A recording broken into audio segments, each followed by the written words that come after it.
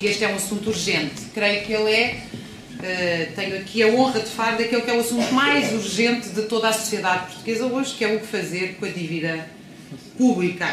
Vocês conhecem uma velha anedota de três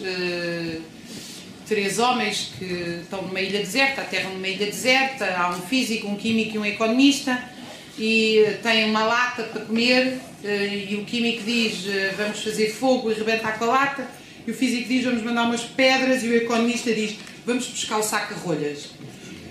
Porque os economistas costumam ter umas propostas que não têm qualquer sentido na realidade, porque simplesmente os factos são duros e a realidade costuma impor-se. Nem todos os economistas, aqueles que têm a teoria do valor do trabalho como base da sua análise, sabiam há muito tempo que esta crise ia acontecer e sabem há muito tempo que daqui a 15 meses, sensivelmente, um ano e meio, 2 anos, vai acontecer exatamente outra.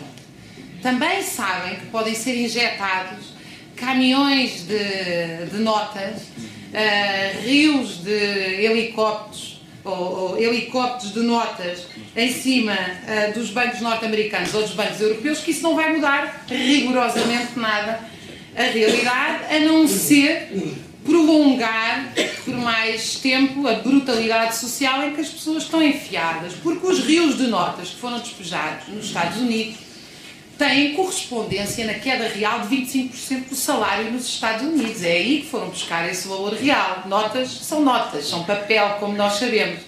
E a dívida pública portuguesa, que passou de 70% para 130% do PIB, está a ser paga com os salários e com as reformas, ou seja, com a produção real. Não existe dinheiro, não multiplica dinheiro.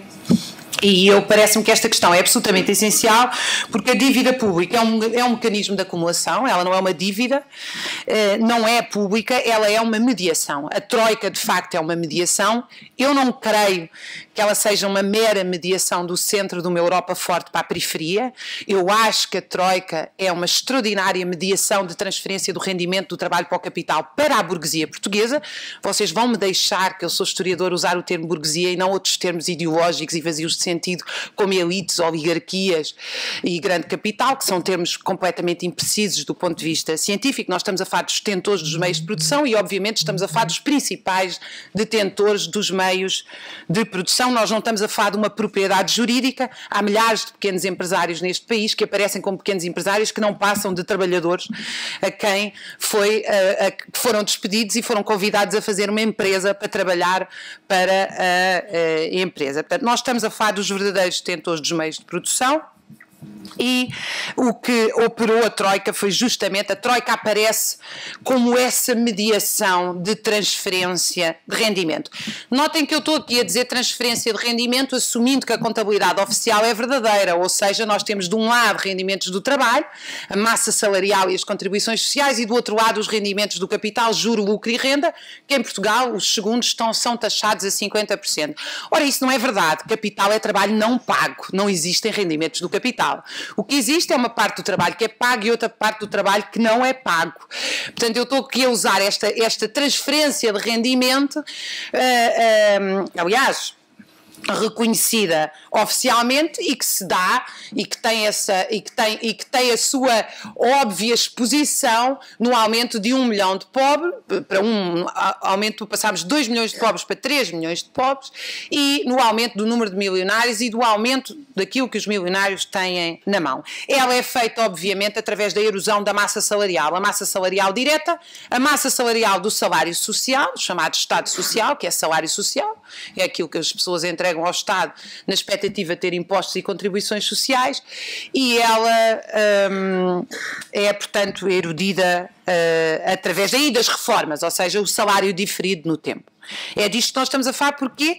Porque o salário é a única origem do valor e, portanto, só isso poderia ir buscar valor para manter ou evitar a queda abrupta dos títulos da propriedade provocada na crise de 2007-2008 e que se refletiu nas quedas da Bolsa, que não são mais do que a queda real da desvalorização de ativos financeiros, que eu gostava de lembrar que a desvalorização de ativos financeiros não significa desvalorização de ativos financeiros, significa desvalorização da produção real. Portanto, a queda das bolsas é o sintoma da pneumonia. A pneumonia, obviamente, é a diferença, é a queda da taxa de lucro que é provocada pela diferença entre capital constante e capital variável. Parece-me que isto é muito importante, porque é muito importante referir que não há política monetária que consiga parar aquilo que é um sistema económico que teria colapsado em 2008 se não fosse salvo recorrendo aos salários e às reformas das pessoas. O capitalismo tinha morrido se o Estado, em 2008, não tivesse usado salários e reformas das pessoas. Nós sabemos que o capitalismo não morre de morte natural, porque obviamente tem o Estado que consegue recorrer aos salários e às reformas das pessoas e, em última análise, consegue recorrer à guerra, como fez em 1929, só em 1941. Só em 1941 é que a taxa de desemprego e de acumulação dos Estados Unidos recupera face à taxa dos anos 20, quando se transformaram os desempregados em soldados e quando se transformaram as fábricas paradas como medida contracíclica em máquinas de guerra. António Costa foi ao Congresso do PS dizer que vai conversar com a Alemanha para ver se a Alemanha faz uns eurobonds. No fundo é sempre a mesma.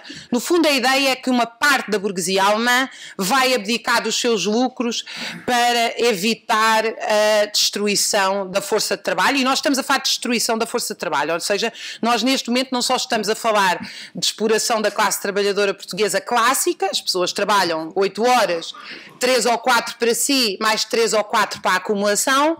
Não, nós estamos a falar de destruição física. 10% dos portugueses trabalham e não conseguem chegar ao fim do mês e bastar-se a si próprio. Nós estamos a falar de pessoas, nós estamos a falar de setores da classe trabalhadora portuguesa, como estivadores, enfermeiros e outros, que estão em colapso físico. Portanto, nós já estamos numa fase, aliás, muito semelhante à década de 30, onde a força de trabalho é exaurida, literalmente, por este processo de acumulação de capital.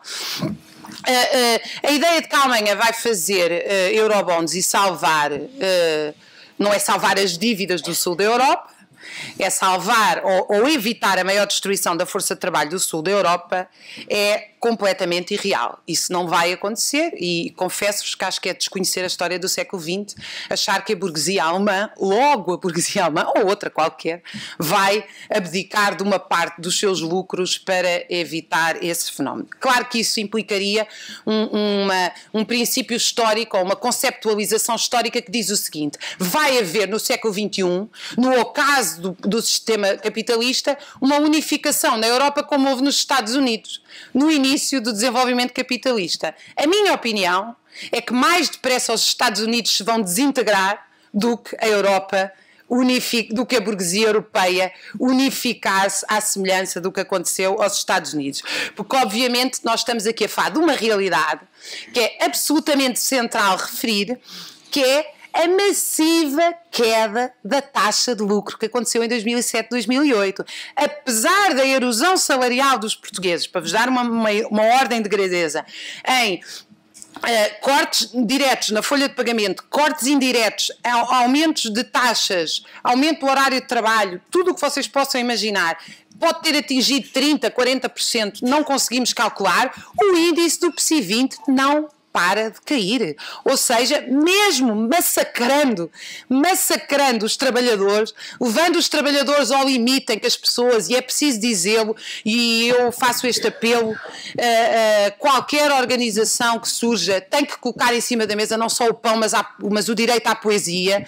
Não é só que as pessoas têm a sua sobrevivência posta em causa, as pessoas têm os seus afetos postos em causa, as pessoas têm a sua liberdade posta em causa, as pessoas têm o seu direito a viver em paz. A vida virou uma tortura. Ir para o trabalho para a maioria das pessoas é um ato de tortura que começa em 2 horas de um transporte público que não é feito para transportar pessoas, mas é feito para dar lucro. As pessoas estão 8 horas dentro de um trabalho onde o colega do lado não é alguém com quem nós vamos cooperar e pensar assim, como é que nós vamos tratar melhor este doente, como é que nós vamos construir melhor esta cadeira, como é que nós vamos fazer um projeto melhor, como é que nós vamos transportar melhor as pessoas. Não, o colega do lado é uma ameaça à progressão da avaliação de desemprego desempenho, que é uma barbárie que coloca cotas de acesso aos salários mais altos e transformou aquilo que é um instinto humano de cooperação, que nos faz produzir hormonas agradáveis, oxitocina e outras coisas, não é? Os abraços, os afetos, transformou numa coisa que é, eu diria, para usar uma metáfora, nós só produzimos cortisol, nós só produzimos hormonas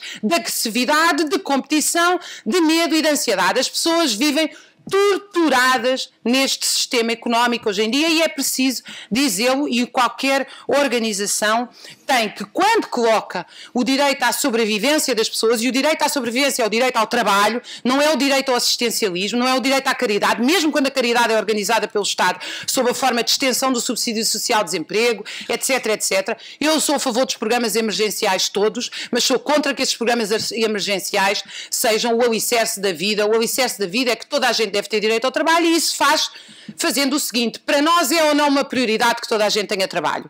É, para mim é. Então divide-se o trabalho que existe por toda a gente, porque o trabalho é um bem social. Como bem social que é dividido por toda a gente. Retiramos das costas das pessoas as 12, 14 horas de trabalho que têm e colocamos-as a trabalhar 5, 6 horas e o resto do tempo dedicam à vida e à humanidade. Porque é preciso dizê-lo que este sistema que nós estamos a viver neste momento implica a destruição de riqueza. A produção de lucro implica a destruição de riqueza. Implica a paralisação de 1,5 milhão de pessoas que são desempregados, que são essenciais. E isso está no relatório do Banco de Portugal, é preciso dizer, e é preciso ter alguma repugnância, algum horror a esta política que diz, que assume nos relatórios do Banco de Portugal que quanto mais desempregados há, mais baixos são os salários de quem está empregado. Portanto, isto é uma política, isto implica alguma forma de terrorismo social sobre as pessoas e, portanto, esta medida para levantar as taxas de lucro implica, como implica em todas as medidas anticíclicas de crise, implica destruir produção, parar força de trabalho, e algumas destas destruições vão ter impacto para a vida toda, porque as crianças que estão agora numa escola com um professor exausto, que teve pouco tempo na universidade porque não há investimento na universidade, que tem uma formação deficiente, que tem 30 alunos dentro de uma sala de aula, que quando sai das 8 horas de aula ainda tem que ir fazer trabalho burocrático, estas crianças não vão ter oportunidades, não vão crescer como outros que tiveram oportunidades. Voltar a educar uma criança bem pode levar 2 décadas. Portanto, há aqui setores que nós estamos a destruir e estamos a destruir por décadas, não é uma coisa que se recupere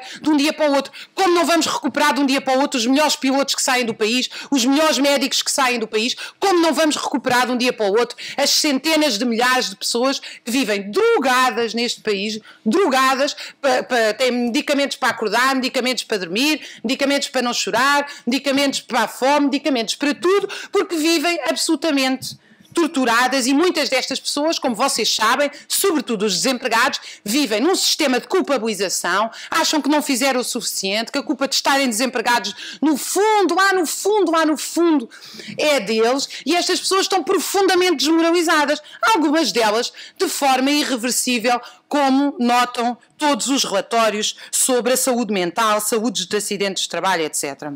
Bom, eu penso que a dívida pública tem que ser suspensa e sobre isto deve haver clareza absoluta. Qualquer renegociação da dívida pública favorável aos trabalhadores vai ser interpretada pelos mercados internacionais como um default, portanto, como uma suspensão da dívida pública. Isso é absolutamente óbvio, sobre isto devo dizer que eu não tenho qualquer dúvida. Portanto, vender às pessoas a renegociação da dívida pública é vender uma mentira.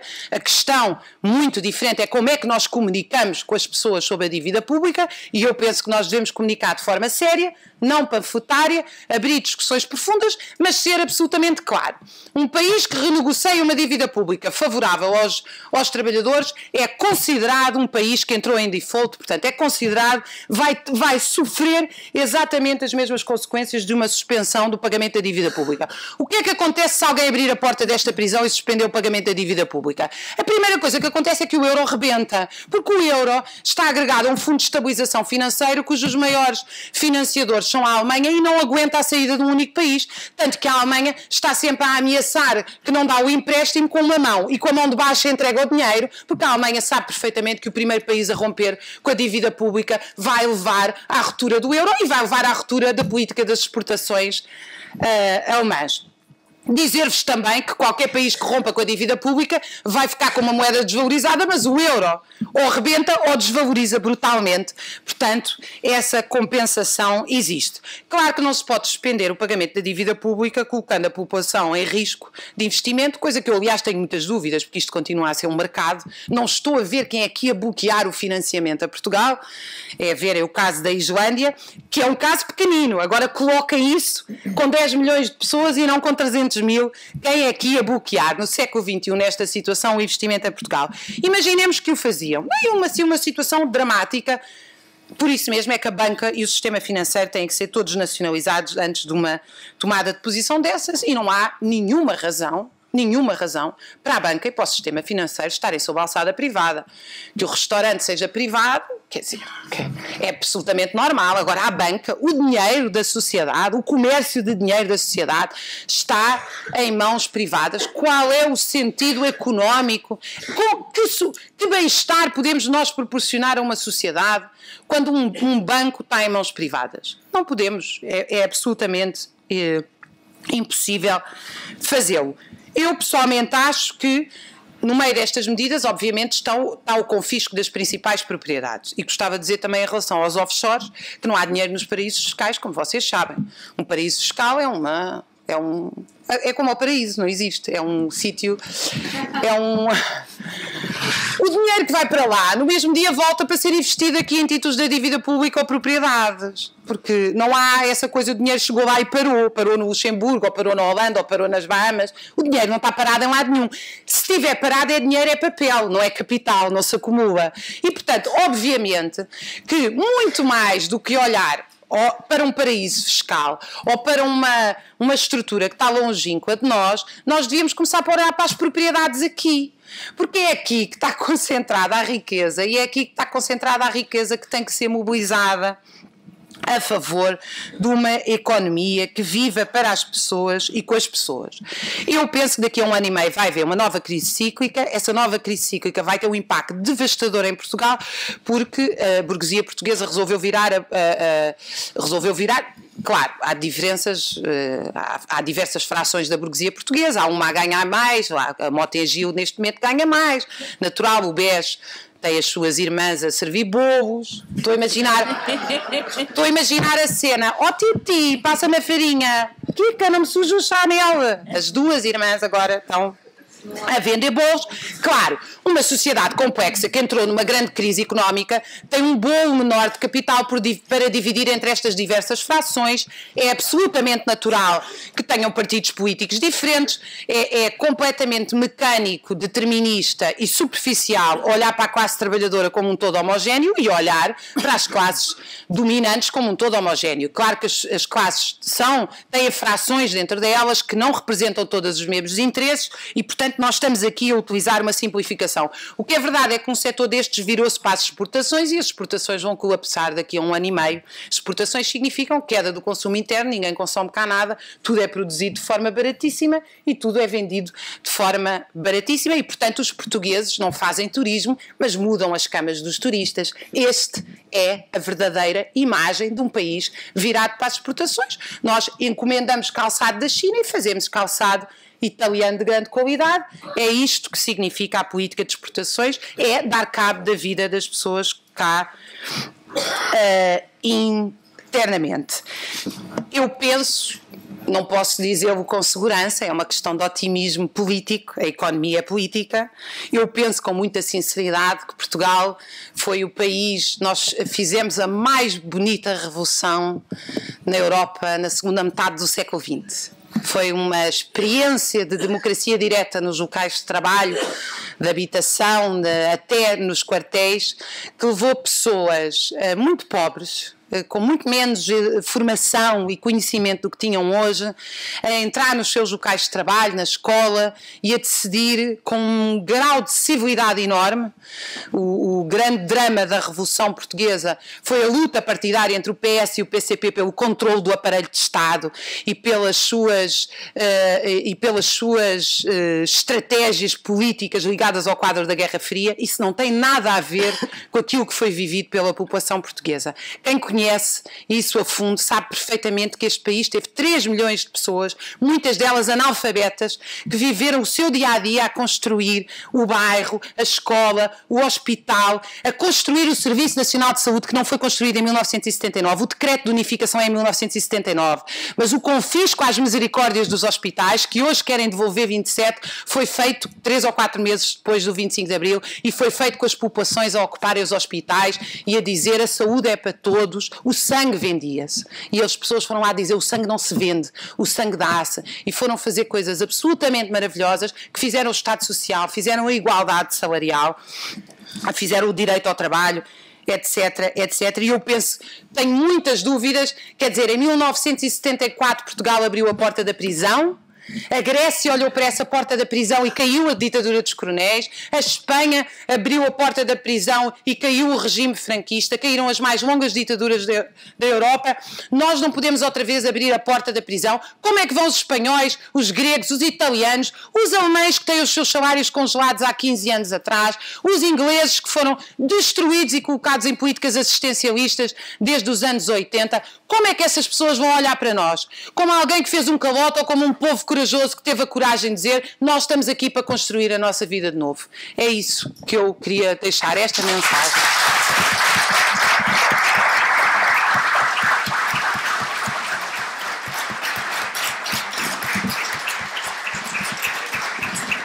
Okay.